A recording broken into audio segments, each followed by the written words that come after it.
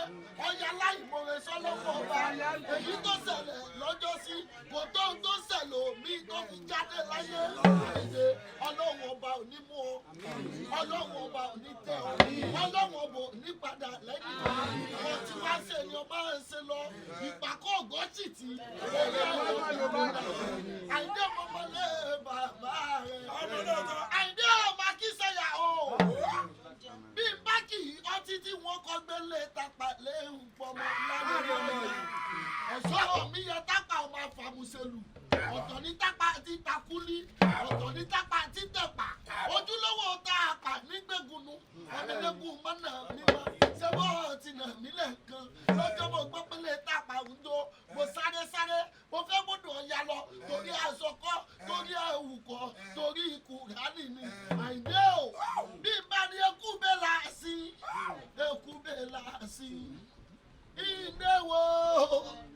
ìdẹ́wò èkúbẹ̀ làásì kápá sọ̀rọ̀ yìí.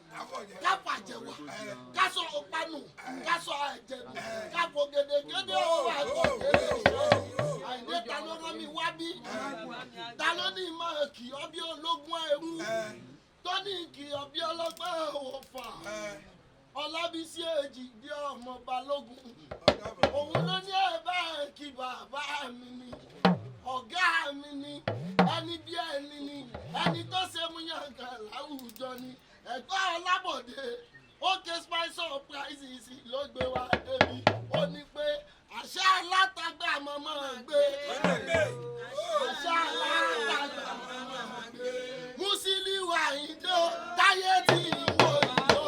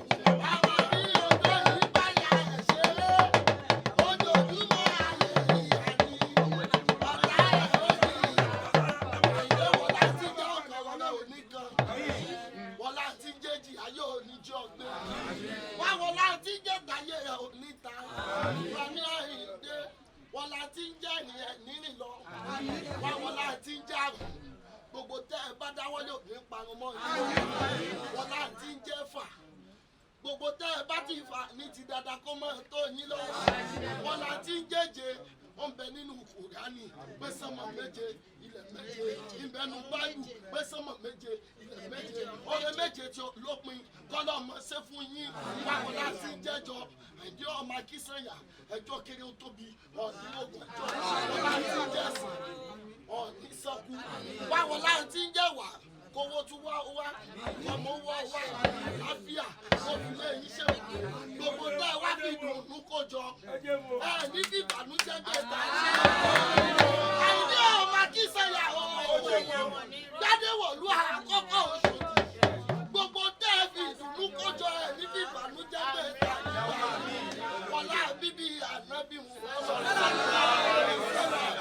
láì àmọ́ni ìròyìn yájú alẹ́sìn náà amọ̀nù àjọlùkún láti jára àti túnjí gómìnà àṣàbí túnmínú náà bí láì ìṣúrí yìí láì bí sàbílì láì bí amúwálẹ̀kún àmúṣàkó sálẹ̀kún káìrí làkọ̀ Happy birthday to you, Allah. Happy birthday to you, Allah. Happy birthday to you, Allah. Happy birthday to you, Allah. Long life and prosperity. Happy birthday to you, Allah.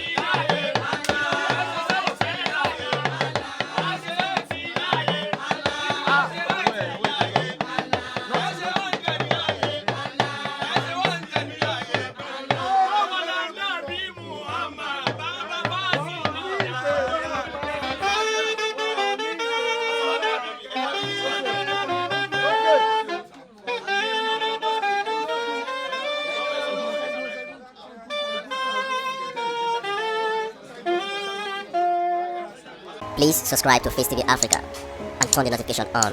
Face TV Africa, ẹ jọ̀ọ́ ẹ subscribe, hete. Face TV was Swoby.